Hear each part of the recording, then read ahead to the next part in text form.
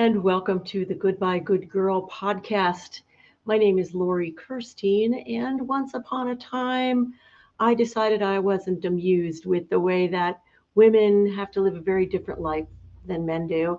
And in 2008, as the result of doing this crazy sort of exercise at a big 400-person event, I came up with the name Goodbye Good Girl. And I decided that I would begin to create something called the Goodbye Good Girl Project. I am an actor, I'm a singer, I'm a writer, a workshop leader, a public speaker. If it is about visibility, I'm all in. And I'm only all in because I did get into acting and singing, and it took me out of any reservations I had about finding myself in front of other people. And I thought, well, this is part of what I have to help women with, because we have been programmed in a way that keeps us away from being authentic. And it doesn't help us get to what we want to do, who we want to be. And so this is what I have been doing for a while now. And this is the third episode, if you will, of my podcast. And I thought I would basically interview myself and let you guys know what this is about, what the Goodbye Good Girl Project is about, why it is that I am doing this, and what are some of the really big challenges that I've come through and how I've overcome them and am wanting to help other women overcome them as well. So here's what we'll do. Well, darling, welcome to the Goodbye Good Girl Project podcast. We don't have to do that. But I think I will leave my favorite glasses on, and I will say what the question is. So the question is, do we have to be the kind of person who is extroverted and somebody who already feels like they want to be visible in order to become comfortable with being out there in the world and being visible? And the answer is no, we do not. In fact, when you are out in front of people, the really most important thing is for you to be you. That is what really appeals to the people watching us. When you're comfortable being just who you are, people resonate with you. It's something that has to do with the nervous system, actually. We tend to align our nervous systems with other people's. It's why we'll fall asleep if we watch somebody speaking who is really, really boring and really, really not in alignment with their own vibrant self. And vibrant, again, does not mean loud. It just means that you are really connected with who you are, what drives you. That's what makes a really engaging public speaker, somebody who is not afraid to be who they are and come out and do and speak and be. And then people are really happy about that. So no, you do not have to be an amazingly extroverted person to embrace your visibility and your authenticity. And the next question is, how do we embrace our authenticity? In fact, what is authenticity? And those are really, really good questions, I have to say. Authenticity really it's actually much simpler than it sounds. I don't mean it's simple to do necessarily.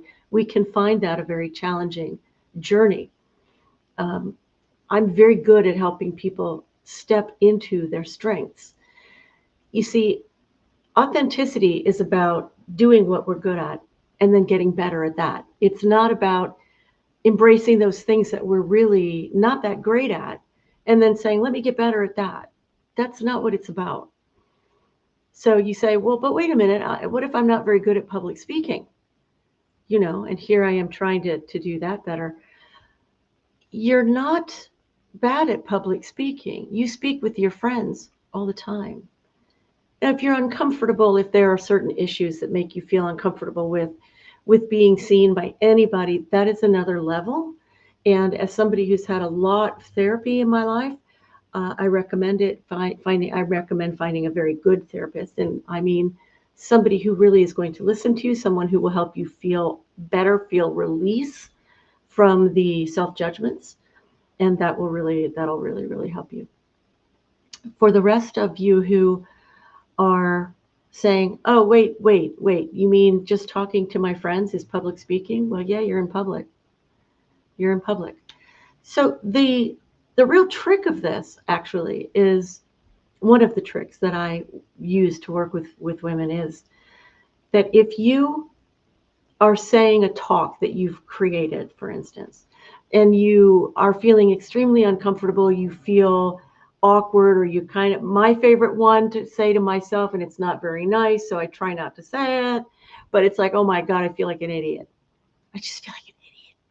So instead of going down a rabbit hole of being mean to yourself or trying to figure out how to stop being mean to yourself, what you can do instead, which is very powerful, is, especially if you've written your speech, if it's there, or if you can manage to remember what it was you just said, find the phrase or the word that made you feel awkward, that made you physically feel a tightening of the muscles or a tightening of your gut, or made you feel like going little girl, like, I'm sorry, like anything that makes you feel that you are not in the right way. You're not in that empowered way of being. And try changing the words. Try making them more how you speak. And then say them again and see how that makes you feel. So that's finding your authenticity. That's what that really is. Let's see. What other questions would you have if you could talk to me now? Are people thinking about how awful you are when you're standing on stage? No. Here's how this works. You know that when you watch TV, you've been real judgmental of people, right? So you're afraid people are out there being judgmental of you. It doesn't quite work the same way. When you're actually on a stage, or when you are giving a talk like this, talking online or streaming, you have some leeway. When you first come on, especially if you're just being you and you feel you're free to express yourself the way you express yourself, you can tell I use my hands a lot, right? So I do it. I just use it. Hey, hands, and I don't overdo it because I know that can be a bit much, but I still allow me to be me. And people are going to watch you be you, especially if you're talking about something fascinating and something that impacts them. Because we all want to know more about us. We want to know more about ourselves. You have a leeway. When people see you stand on stage, a lot of them, most of them, they don't dare judge you because you're doing something they couldn't do in a month of Sundays. They're just like waiting for you to deliver the good. They want to be entertained. Deliver those goods, bring in something that makes you happy, bring in some information that really serves them, and you'll have them watching and being interested. And whatever judgments they have, you're going to be too busy having a good time to worry about that at first. And when you do think about that later on, as you get more practiced, then you can read people's faces and body language, and you can either adjust what you're doing, or you may read something in their face and their body language that gives you an idea of something that you want to do that will change their mind. So that's getting much, much deeper in. But worrying about what people are thinking is a losing game, because you will not know. The only way you're going to know is if people sit there with the same, you have 20 people sitting there with the same look on their face or the same body language. I don't like it. Don't worry about it. When you first get up there, take the goodwill at face value and enjoy being you right out loud. That's authentic. So, how was my first time doing public speaking? Well, it sucked. It sucked. I was about 28 years old, and I was auditioning for something, and I stood there with my knees knocking, really knocking against each other. It's a real thing. And I had a piece of paper. They call them sides in theater. Just, I don't know why they do, but they do. And the paper was like, you know, like that. And the more I tried to make it not shake, the worse it shook. And I just thought, well, they're hearing that.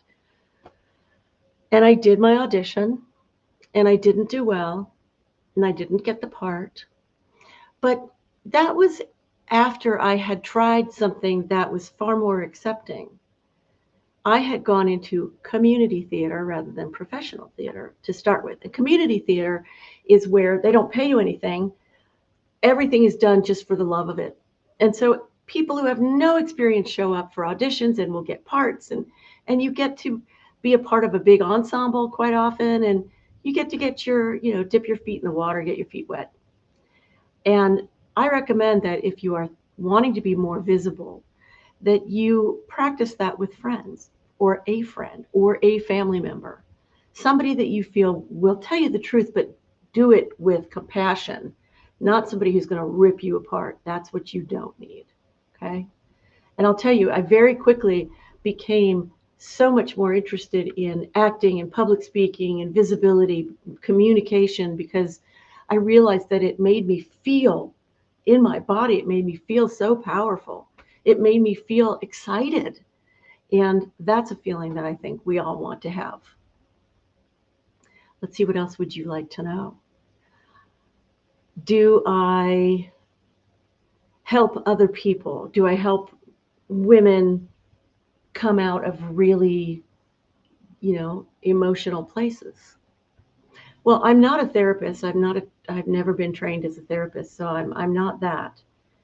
But inevitably, when I work with somebody, what comes up is there will be shame somewhere in the mix, or there will be just hold back. And we always assign memories to these feelings of feeling held back. So my job is to be the non-judgmental teacher. And that's easy for me. When I work with somebody, I can see and feel where her blocks are and where her magnificent light is. It's just something I've developed over years and years and years.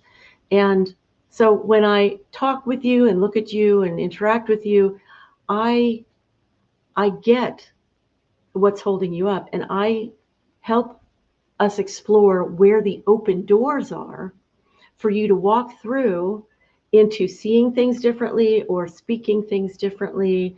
And we do get you on your feet, because the missing piece in a lot of workshops and things like that is the experiential piece. If we know some stuff about how we're really worthy and we're really not imposters and all of those things, we can know, but we will never know. We have to get it into our whole body. It is a whole body experience that we need to have if we're going to have actual transformation of our self-image. And it's a big, big deal. And it doesn't take decades. It takes minutes, or it takes a few hours to begin that journey, that process. It's pretty astonishing. What I would like to say to everybody here is that we have been mentally and emotionally, psychologically, attitudinally programmed. Now, I don't want you to imagine that there's sort of like the Wizard of Oz behind the curtain, this one person going, let's mess them up. But our social system was initially set up and has continued to be set up for white men. And the feminine has been seen as weak and less than, and it has been sexualized, and it's not ever been an easy road for women to be on this planet. So what has happened is that because of advertisements, things we see on the sides of buildings and buses and the news and all of that, we have, in order to survive, we've bought into all of that. We've taken on the messages towards ourselves that really come from outside. They're really not tied all the time to our personal history. So we will apologize too much. We will dumb ourselves down. We will put ourselves down in order for a man to feel more powerful so that we'll be liked. There's a whole series of things that we've learned to do, and we don't want to do them. That's the thing. We don't want to do them at all. And so I don't know about you, but I went into so many personal growth workshops. I mean, deep stuff to try to clean out the closet, right? Because I thought if I can just clear me of me, I'll be okay. But that was a wrong way to think. It's not true. It doesn't work that way. In fact, what you want to do, it goes back to this idea of leaning into your strengths and increasing those instead of looking at what's wrong with me and trying to get rid of it. That doesn't work because there's actually nothing wrong with you. Now, you may have holdups, a hitch in your giddy up. You may have some serious issues going on that make you feel really held back. I understand. But you might be surprised at how malleable your brain actually is. So when you are given a new way to look at things and you are walked into it a small bit at a time so that you are able to find out if you're in agreement with each small step. And if not, then we find a different small step that you are in agreement with because it matches you. Suddenly you see yourself completely differently and you can't go back. Now, let's say that you do this work and you suddenly see yourself not quite as, let's say, shy in certain circumstances. You've seen yourself, you've experienced yourself as confident and visible in that circumstance through doing some exercises, some acting exercises or whatever it is, right? But now you're in the real thing. Now you're out in the real world and you're having to do this and you're saying, good Lord, how do I do this? What do I do? You're going to come up against different sets of mental, emotional objections, but depending on how many small steps are taken into your objections during the work sort of off stage, if you will, when you get on stage into your real life or onto an actual stage, you will be able to respond in that way that you have come to see yourself anew. And the more you practice that, the more you see that that's who you really are. I will tell you that when I first started this kind of work, and I don't mean working with other people, me doing my work to come out of my shell, that whenever I would step into something new and bigger and less closed, that I would feel like this thrill go through me. And it wasn't pleasant at first. It was like, it's a feeling like I'd never had before. It was like, oh, geez, what did I just do? And fortunately, at that time, I had a therapist, I had an acting teacher, a singing teacher, and they all were there to reassure me that this was a good thing. This was okay. I hadn't done anything wrong. I hadn't been obnoxious. I had just spoken truth, because we have to go into that as well. We women think that if we stand up for ourselves, we're being mean on some level. And again, there are so many things that need to be addressed if we want to come out and be our authentic selves and be visible as us. And that's my mission, is to help women be all that they are and do all that they want to do, because life keeps going by. So let's get on with it. Okay, so let's see. What advice do I have for you guys? I'm going to say, ask yourself what you really would like. I mean, I found that over time, this has been a challenging question for me. What would I really like to do? And for me, I found that what would get in the way would be the thought of money. I thought, well, I'm going to have to think about what'll make me money first. I can't think about what I want to do unless it's going to bring me a lot of money. And then that would stop me from, like, what I really want to do is I want to make movies and I want to be a professional actor and things like that. So this can be a challenging question, but I really recommend that you ask yourself, what do I want to do? And then if you have even one thought, I don't care if it's I want to take walks. I don't care if it's I want to take a walk. But if you just start to massage that strength of, I have all of these things I want to do, regardless of money, in my case, regardless of fear, regardless of shame. If I could only do that, I would love to do that. This is such a powerful starting point because it will call to you, it will pull you. And there are many, many ways that I teach, certainly, that you can come out of your holdback. Many, many ways, whether it's spiritual, emotional, like emotional savvy, or there's something that I call emotional linguistics. And also there's visualization. There's all different kinds of spiritual healing techniques. There's all kinds of things to do to help you soften your resistance to being everything that you truly want to be. So start with, what do you really, really love? What do you really, really want? And I would say go from there. Yeah, go from there. So listen, thank you very, very much for joining me on this podcast today. I hope this has proved helpful. And I'd like to ask you to click the subscribe button on my YouTube channel and join me. It's free and it helps me, and I appreciate that. And if you need any help getting more visible, or if you have a public speaking, if you have an event and you need a public speaker about this kind of situation, please let me know. I'd be so happy. My email and all the other information is in the description. And I wish you ease and authenticity, love, and Moxie.